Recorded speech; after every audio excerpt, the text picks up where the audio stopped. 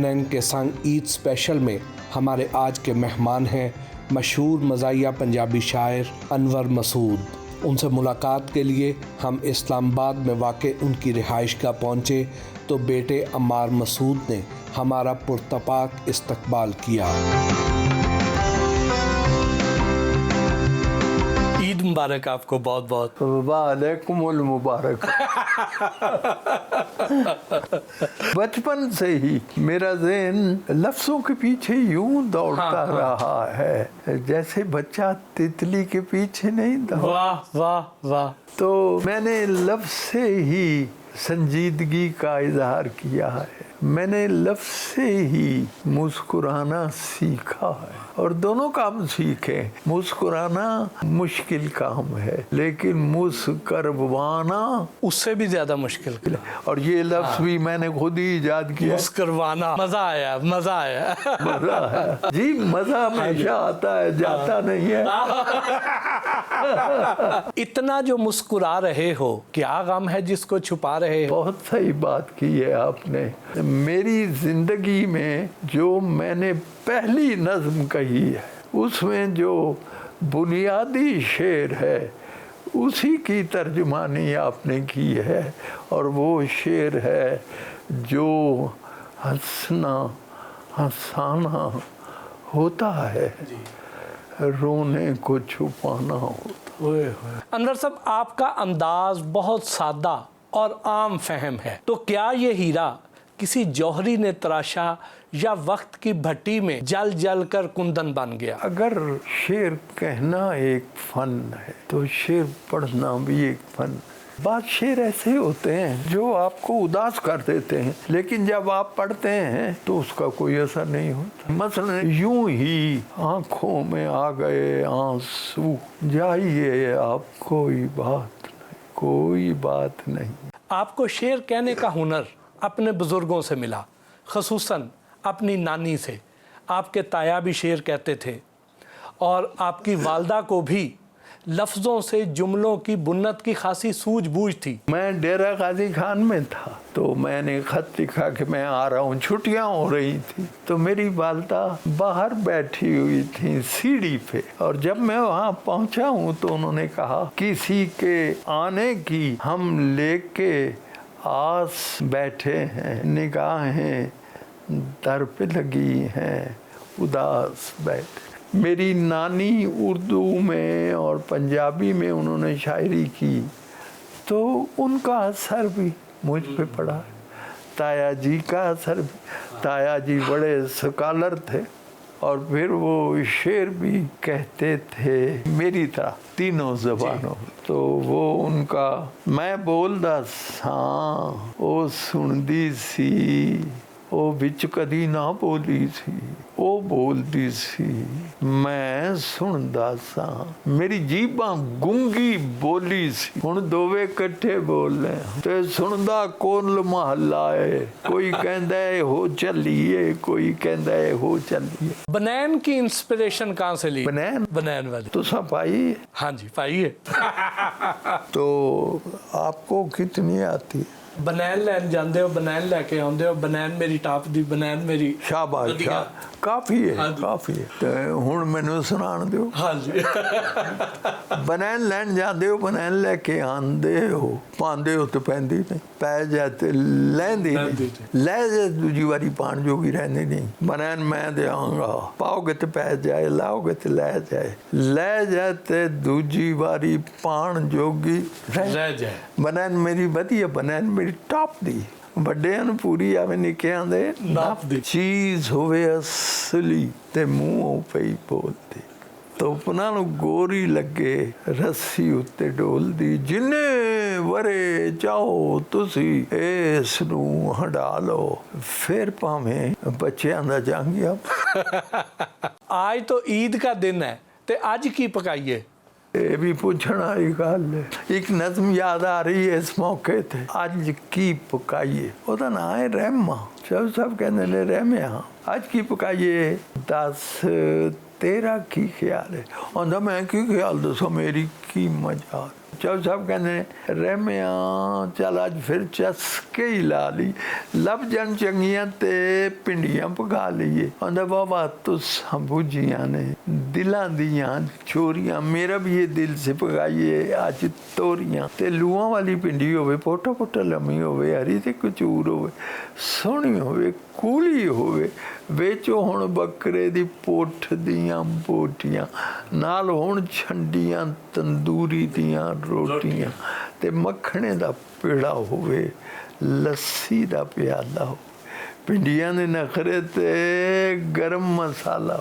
ਪਿੰਡੀਆਂ ਬਣਾਉਣਾ ਵੀ ਤੇ ਕੋਈ ਕੋਈ ਜਾਣਦਾ ਹੈ, ਰਿੰਨਣਾ ਪਕਾਉਣਾ ਵੀ ਤੇ ਕੋਈ ਕੋਈ।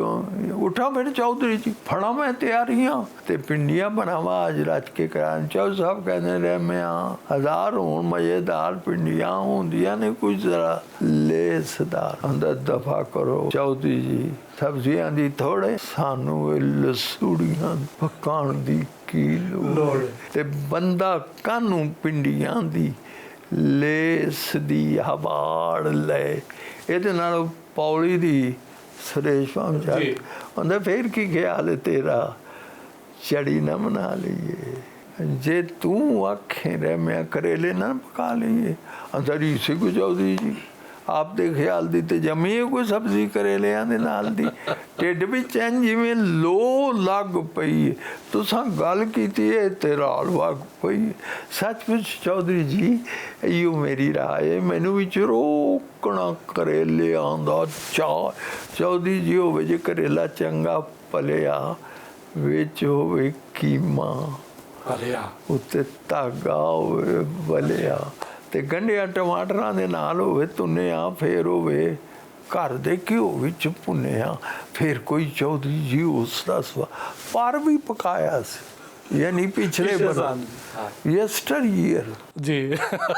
ਤੁਹਾਨੂੰ ਵੀ ਤੇ ਯਾਦ ਹੈ, ਉਹ ਕਹਿੰਦਾ ਹੋਰ ਵੀ ਬਾ ਇਹਦੀ ਮੈਨੂੰ ਹਰ ਗੱਲ, ਚੌਧਰੀ ਸਾਹਿਬ ਕਹਿੰਦੇ ਇਹਦੀ ਮੈਨੂੰ ਹਰ ਗੱਲ ਭਾਉਂਦੀ ਰਹਿ ਮੈਂ, ਇਹ ਕਰੇਲੇ ਵਿੱਚ ਕੌਣ ਦਫਾ ਕਰੋ ਚੌਧਰੀ ਸਬਜ਼ੀਆਂ ਦੀ ਤੋੜ। ਪੱਲੇ ਪੱਲੇ ਦੰਦਾਂ ਥੱਲੇ ਜੀ ਪਈ ਸੁੱਕਦੀ, ਖਾ ਮਰ ਲਈਏ ਤੇ ਤਰੇ ਨਹੀਂ ਮੁੱਕਦੀ। ਤੁਮੇ ਦੀਆਂ ਗੋਲੀਆਂ ਕਰੇਲਿਆਂ ਤੋਂ ਫਿੱਕੀਆਂ, ਇਹਦੇ ਨਾਲ ਚੜ੍ਹ ਕੁਨੀਨ ਦੀਆਂ ਟੀਕੀਆਂ। ਚੰਗਾ ਫਿਰ ਬੁੱਝ ਭਲਾ ਮੇਰਾ ਕੀ ਖਿਆਲ।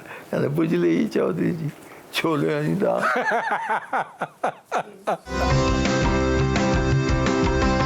बेटे अम्मार और बहू शहनीला के साथ दोपहर का खाना खाया। आज ईद के दिन आप अपनी मरहूमा बीवी को कैसे याद कर रहे हैं? अभी तक याद पड़ता है कि मैं पता नहीं वॉशरूम में निकला तो यूं खिड़की खोली तो उसकी पीछे से आवाज़ आई, ये जो सूट लटका हुआ है ना, ये आपने ईद के दिन पहनना। हसरत ही रह गई कि उसकी मौजूदगी में मैं वो पहनता।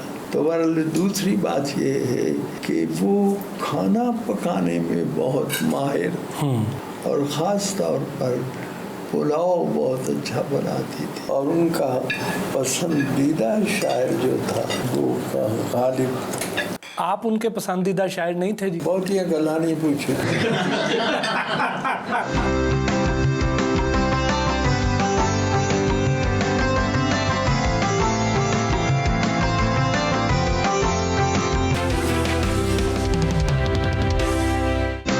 अनवर मसूद के बेटे और बहू के साथ भी खुशगवार गुफ्तगू हुई।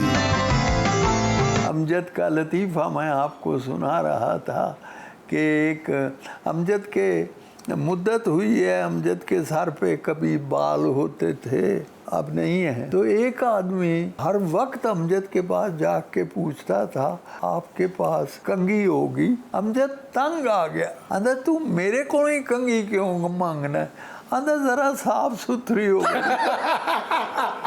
अमार साहब, जैसे अनवर साहब खुद कहते हैं, मैं हंसता इसलिए हूँ कि रो ना पड़ूं। दर्दमंदी का और एक इंसानी हमदर्दी का تاثر ابو کی شاعری میں اور شخصیت میں ہمیشہ سے ہم نے دیکھا ہے۔ ابو واک کرنے جاتے ہیں ہمارے ساتھ تو ان کو بہت خیال رہتا ہے کہ واک کرتے ہوئے پاؤں کے نیچے کوئی چونٹی نہ آ جائے، کوئی کیڑا نہ آ جائے، کسی ذی روح کو کوئی گزند نہ پہنچے۔ شنیلا، انور صاحب گھر پر کیسے رہتے ہیں؟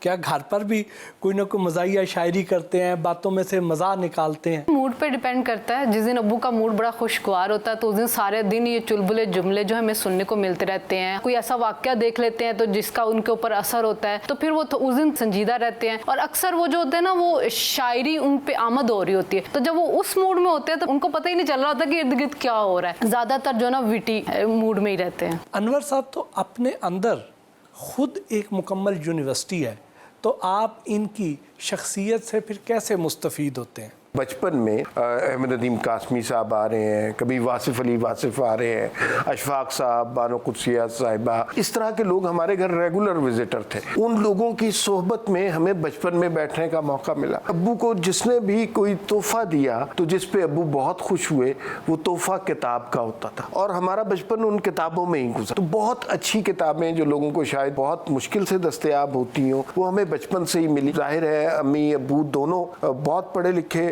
لوگ ہیں، تو انہوں نے ڈائریکٹلی نہیں انڈائریکٹلی کچھ باتیں ہمیں سکھائی ہیں۔ دعوت تھی کھانے کی، شادی تھی تو میں بھی تھا اس میں، تو میرے ایک عزیز ہیں، ان کا نام ہے سہولت، وہ بڑے مذاق سے میرے پاس آئے، انور بھائی آپ نے مرغے کی کتنی لاتیں کھائی ہیں؟ تو میں نے انہی کا نام لے لیا، میں نے کہا جی 100 لات۔ شاعروں کے ہاں عموماً خطوط لکھنے کا رواج عام ہوتا ہے، آپ بھی اپنی بیگم کے لیے خط لکھا کرتے تھے، تو وہ خط رومانٹک ہوتے تھے یا مزاحیہ؟ اصل میں وہ ٹائم کا مسئلہ ہے، اس میں وہ کس زمانے میں لکھے گئے۔ صدیقہ انور کے نام اس کتاب کا نام ہے۔ خود میری اہلیہ کو اگر کوئی کتاب سب سے زیادہ پسند تھی تو وہی تھی۔ فارغ اوقات میں انور مسعود خطاطی بھی کرتے ہیں۔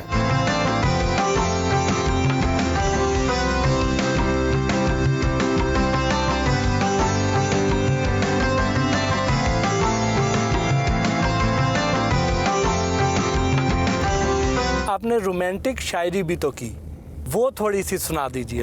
دل سلگتا ہے تیرے سرد رویے سے میرا، دیکھ اس برف نے کیا آگ لگا رکھی ہے، اب کہاں اور کسی چیز کی جا رکھی، دل میں ایک تیری تمنا جو بسا رکھی۔ واہ، یہ توحید ہے۔ آئینہ دیکھ ذرا، کیا میں غلط کہتا ہوں، تو نے خود سے بھی کوئی بات چھپا رکھی، واہ، جیسے تو حکم کرے دل میرا ویسے دھڑکے، یہ گھڑی تیرے اشاروں سے ملا رکھی۔ بہت اعلیٰ۔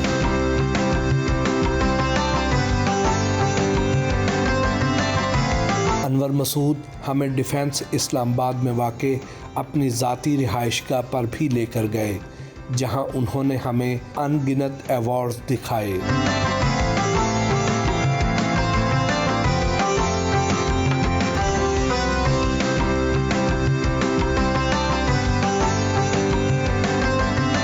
انور مسعود نے ہمیں اپنے لاڈلے پوتے داور جواد سے بھی ملوایا۔ عید کے دن انور مسعود اپنی اہلیہ قدرت الہی صدیقہ کی قبر پر فاتحہ خوانی کے لیے گئے۔ ہاں، یہ اپنی بیگم کی جس دن وفات ہوئی ہے، جی، میں نے یہ شعر کہا تھا، خاک میں ڈھونڈتے ہیں سونا لوگ، ہم نے سونا سپرد خاک کیا، دل میں ہے اس کی یاد کی खुशबू बसी हुई, क्या फूल था कि शाखे ज़मां से उतर गया। लगता है यूं कि चंद महीनों की बात थी, 55 बरस का अहदे रिफाकत गुजर गया।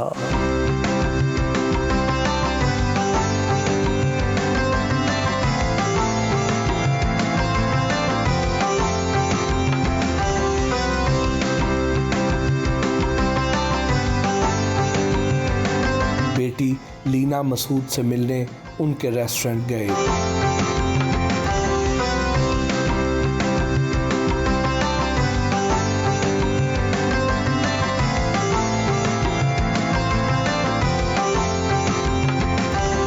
लीना, आपने अपने वालिद साहब से क्या सीखा? वालिद और वालदा ने दोनों ने हमारी बहुत अच्छी तरबियत की, लेकिन हमारी तरबियत में वालदा का ज़्यादा हाथ था। जैसे अगर मैं कहूँ कि लिखने में सीखा है तो अपने वालिद से बहुत कुछ सीखा है। मसलन मैंने ये सीखा अपने वालिद से कि अगर आप मज़ा लिख रहे हैं तो आप ऐसा लिखें कि जो पढ़े उसके चेहरे पे मुस्कुराहट आए, और अगर आप अलमिया लिख रहे हैं तो जो पढ़े उसकी आंखें नम हो, और अगर आप कुछ ऐसी तहरीर लिख रहे हैं जिसमें आप चाहते हैं कि लोगों की सोच बदले तो कम से कम वो सोचने पर ज़रूर मजबूर हो। सख्त गिर बाप हैं? अरे नहीं नहीं नहीं नहीं हमारी वालदा सख्त थी, अब्बू बिल्कुल भी नहीं। और अब्बू बच्चों में जिस तरह अब्बू के साथ मैं लाड कर लेती हूँ, अम्मी कहती है जिस तरह लीना लाड कर लेती थी, इस तरह कोई भी बच्चा अपने अब्बू के साथ नहीं कर सकता। मैं अब्बू के गाल भी खींच लेती हूँ, अब्बू को हग भी कर लेती हूँ, अब्बू को प्यार भी कर लेती हूँ। तो अब्बू से बहुत लाड है, बहुत ज़्यादा।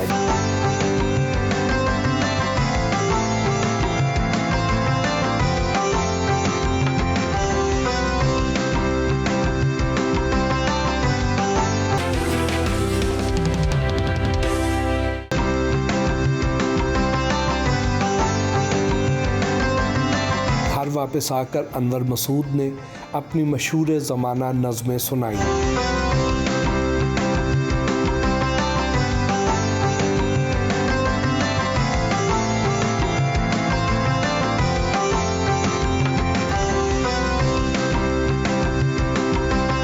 अनवर साहब, अभी जब हम लाहौर से इस्लामाबाद आ रहे थे तो रास्ते में जेलम का पुल आया तो आपकी हमें नज़म भी याद आ गई। आपने वो नज़म लिखने के लिए कई साल बस का सफ़र किया। वेरी दुरुस्त एक बंदा आ गया है, बस खलोती है, मेरे वालों सारे भैन भाइयों को सलाम हो गए, जात का बुजुर्गों के भाइयों को सलाम हो गए। लारी वाला अजे कुछ देर खलोवेगा ते सब माला बाबा तुसा सुनिया तो होवेगा। ते बच्चा बच्चा आज जिस बाबे नूं सियाणदा ते सुरमा मैं बेचता हाँ जग सारा जानता, किधरे ना अज इस सुरमे दा जोड़े 7-20 बूटियां दा रख ते नचोड़े, इन्हें कई चश्मियां दा पानी पीता होया है, सौंफ ते गुलाब विच खरल कीता होया, भावें किड्डी सुजी होई आई होई आखो वे लाड़ियां चौबन दे सत आई होई आखो वे धुंद होवे जाला होवे, भावें हुण कुकरे अखां विचों पानी वगे नाले अख रड़के चानना भी चानना च अखियां नहीं सहंदियां, उठदियां बहदियां तराटा होण पैंदियां, पीड़ मुक जांदी ते सोज लै जांदी, इक्को ही सिलाई नाल ठंड पै जाती है। 20 दिन 10 दिन 5 वाली बात है, लारी दे मुसाफरां नूं खास सी रियात है ते खट के चलाने नहीं, मैं कारखाने मोमनो चार आने मोमनो पाए जड़ा सुरमा नाश कर सकदा, लोड़ होवे जिसनूं आवाज़ कर सकदा। एवें मैं कुरान दियां कसमां नहीं चुकदा, दिलों ना मुकाइए ते बहम नहीं जे मुकदा, होर की चुप तुहाडी बोल नहीं जे सजणों, चारां ने शीशी दा भी बोल नहीं जे सजणों, चीज़ जही बेचना मां भला होवे सब दा, अख जिहा कैमरा ते लख तो लभदा, डेरे तो मंगाओगे ते नेरख माल बखरा, डाक दा किराया ते मसूल नाल वखरा। केड़ी सीट वालियां बजुर्गां ने बुलाया जे हाथ विच पैसे रखो, ਆਇਆ ਜੇ ਮੈਂ ਆਇਆ ਜੇ ਇਹ ਜਾਂਦਾ ਤਾਂ ਇੱਕ ਹੋਰ ਅੱਜ ਦੋਸਤ ਬਜ਼ੁਰਗ ਨੇ ਆਣਿਓ ਸਿਆਣਿਓ ਦੁੱਧ ਨਾਲੋਂ ਪਾਣੀ ਦਾ ਤੁਸੀਂ ਵੀ ਪਛਾਣਿਓ ਮੇਰੇ ਕੋਲ ਦਾਰੂ ਹੈ ਜੀ ਦੰਦਾਂ ਦੀ ਮਸ਼ੀਨ ਦਾ ਚੱਕੀ ਜੇ ਖਰਾਬ ਹੋਵੇ ਮਜ਼ਾ ਕੀ ਪੀੜ ਦਾ ਤੇ ਦੰਦਾਂ ਦੀਆਂ ਪੀੜਾਂ ਨੂੰ ਮੈਂ ਜੜੋਂ ਖਿੱਚ ਸੱਟਣਾ ਚੀਚੀ ਦੀ ਅੜੇਸ ਨਾਲ ਹਣੋਂ ਖਿੱਚ ਸੱਟ ਦੋਸਤੋ ਦੀ ਮੇਰੀ ਗੱਲ ਜ਼ਰਾ ਤੋਲਣਾ ਕਲਮੇ ਦੀ ਮਾਰ ਵਗੇ ਝੂਠ ਸੇ ਮੈਂ ਬੋਲਣਾ ਦੰਦ ਨੇ ਕੱਟਣੇ ਤੇ ਪਟਣੇ ਨਹੀਂ ਚਾਹੀਦੇ ਰੱਬ ਜਿਹੜੇ ਮੋਤੀ ਦਿੱਤੇ ਸੱਟਣੇ ਨਹੀਂ ਚਾਹੀਦੇ ਤੇ ਦੰਦਾਂ ਤੇ ਮਸੂੜਿਆਂ ਦੀ ਕੋਈ ਬਿਮਾਰੀ ਹੋਵੇ ਠੰਡਾ ਤੱਤਾ ਪੀਣੇ ਦੀ ਵੀ ਡਾਢੀ ਜੇ ਲਾਚਾਰੀ ਹੋਵੇ ਜਿਹੜੇ ਪਾਸੇ ਮੇਰੀ ਇਹ ਦਵਾਈ ਖਹਿ ਜਾਂਦੀ ਮੈਲ ਵਾਂਗੂ ਦੰਦਾਂ ਨਾਲੋਂ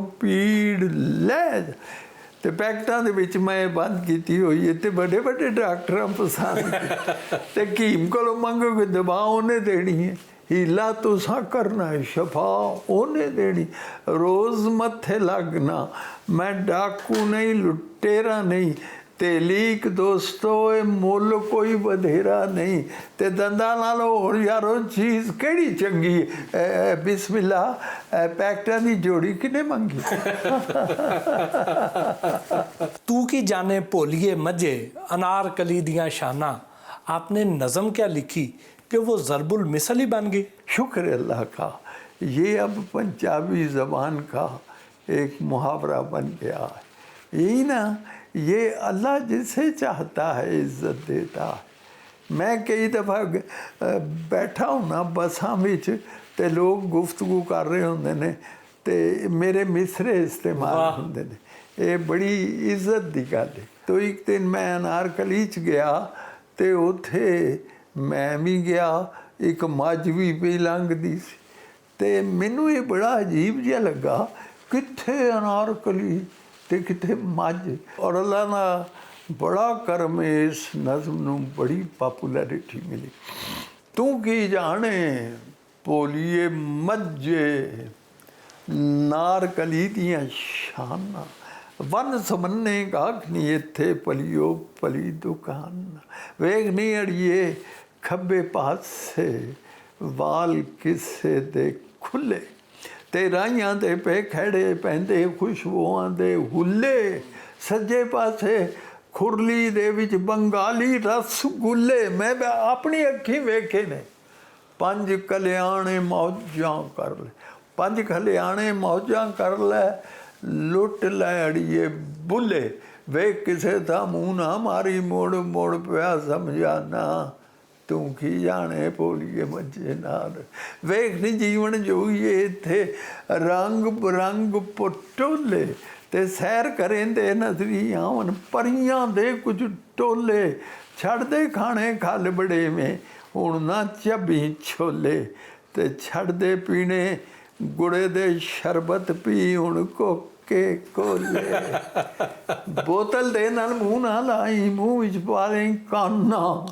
ਸੱਟ ਰਹੇ ਭੱਟੀ ਸਾਹਿਬ ਮੈਂ 8 ਮਹੀਨੇ ਇਸ ਲਫ਼ਜ਼ ਨੂੰ ਸੋਚਿਆ ਨਹੀਂ ਸੀ ਲੱਭਦਾ ਜਦੋਂ ਲੱਭਿਆ ਮੈਨੂੰ ਇੰਨੀ ਖੁਸ਼ੀ ਮੈਂ ਬਿਆਨ ਨਹੀਂ ਮੂੰਹ ਵਿੱਚ ਸੱਟ ਰਹਾ ਮੂੰਹ ਵਿੱਚ ਪਾ ਲਈ ਕਾਨਾ ਤੂੰ ਕੀ ਜਾਣੇ ਪੋਲੀਏ ਮੱਝੇ ਨਾਰਕਲੀ ਦੀਆਂ ਚ ਤੇ ਜਿਹੜੀ ਥਾਵੇਂ ਨਜ਼ਰੀ ਆਵਣ ਚਾਰ ਮੁਸਾਫਿਰ ਇਕੱਠੇ ਅਚਣ ਛੇਤੀ ਪੈ ਜਾਂਦੇ ਨੇ ਪੈਰ ਤੇਰੇ ਕਿਉਂ ਮੱਠੇ ਹਿੱਲ ਪਏ ਇੱਥੋਂ ਬੇਵਕੂਫੇ ਲੋਕ ਕਰਨਗੇ ਠੱਠੇ ਇਸ ਦੁਕਾਨੇ ਪਾਨ ਬਕਿੰਦੇ ਤੂੰ ਸਮਝੇ ਨੇ ਪਠੇ ਡਿਠਾਈ ਇਹ ਸਾਵੇ ਪੱਤਰ ਸੂਈਆਂ ਕਰਨ ਜ਼ੁਬਾਨਾਂ ਤੂੰ ਕੀ ਜਾਣੇ ਬੋਲੀਏ ਮਜੇ ਨਾਰਕਲੀ ਦੀਆਂ ਤੇ ਆ ਬੜਿਆ ਡੰਗਰ ਮਾਲਾ ਤੂੰ ਅੱਜ ਕਿਹੜੇ ਪਾਸੇ ਪੈਸੇ ਦੇਣੀ ਪੁੱਤਰ ਸਾਰੇ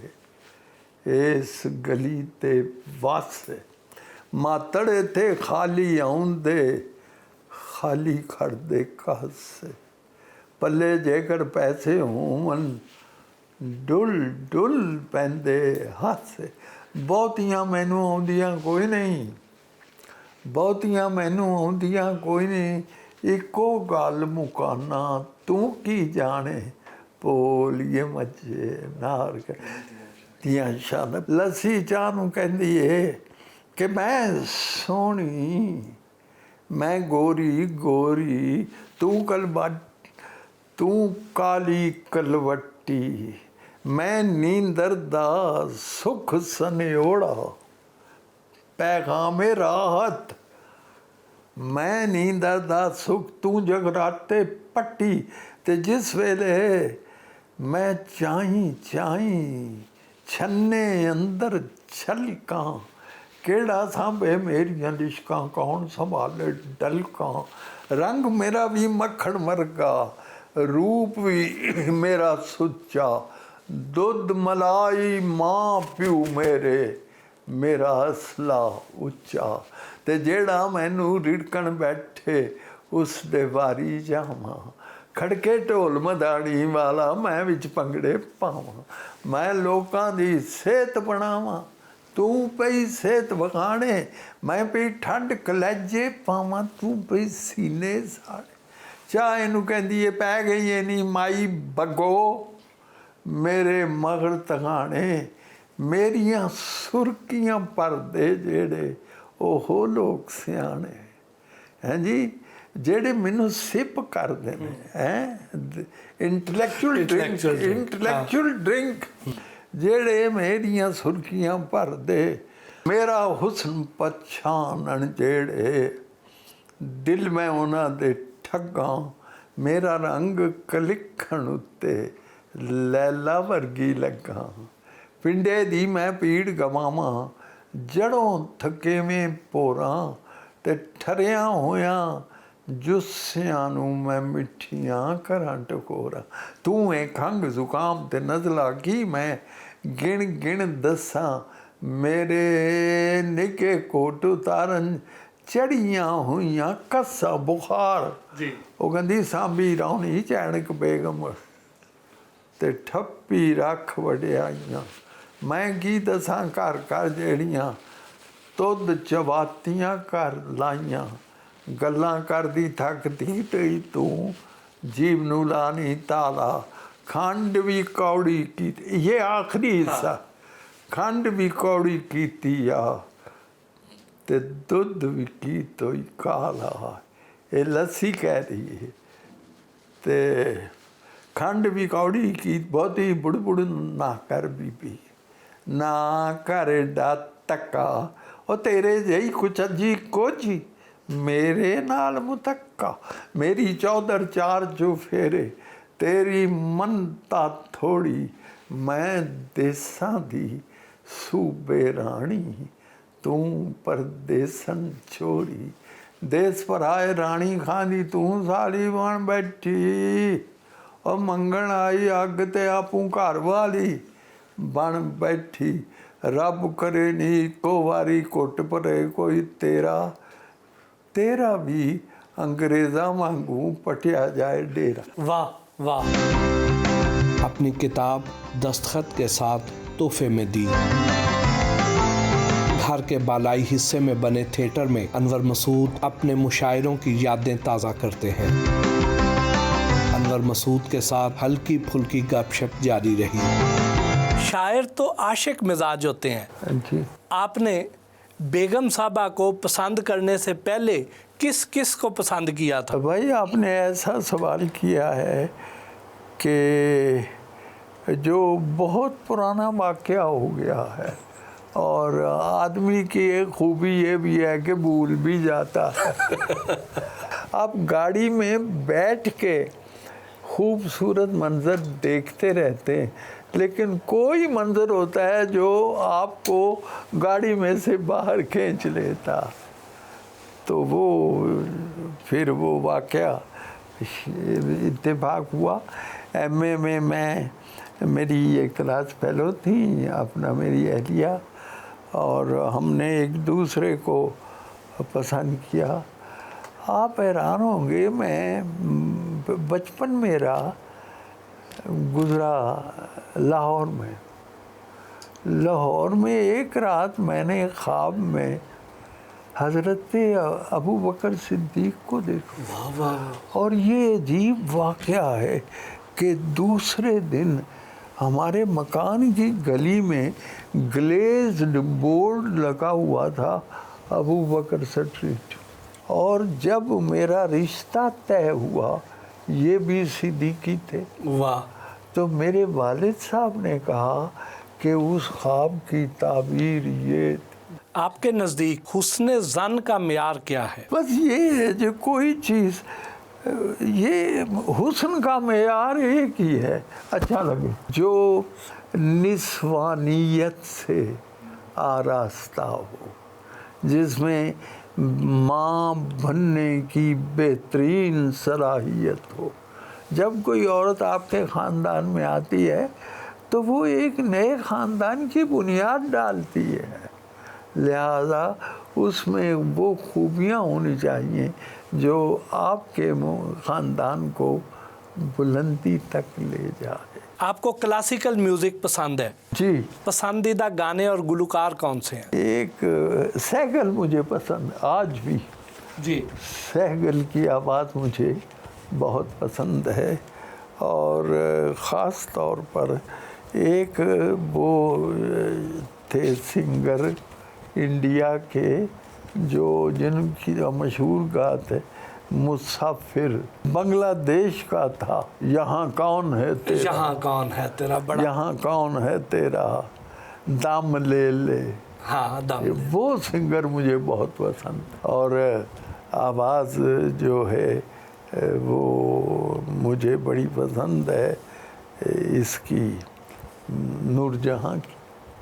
वन वर्ड फॉर अमजद इस्लाम अमजद। वो मेरा समधी भी है, ये समधी का लफ्ज़ काफ़ी नहीं है, काफ़ी है। अताउल्लाह कासमी जी बहुत प्यारे दोस्त हैं। सुहेल अहमद मेरे से बहुत प्यार करते। खालिद मसूद मेरे दोस्तों में से हैं। बहुत बहुत शुक्रिया सर। वालेकुम बहुत शुक्रिया। ईद का दिन वैसे ही बड़ा खुशियों वाला होता है, लेकिन हमारा तो आज का दिन खुशियों से भर गया। बड़ी मेहरबानी।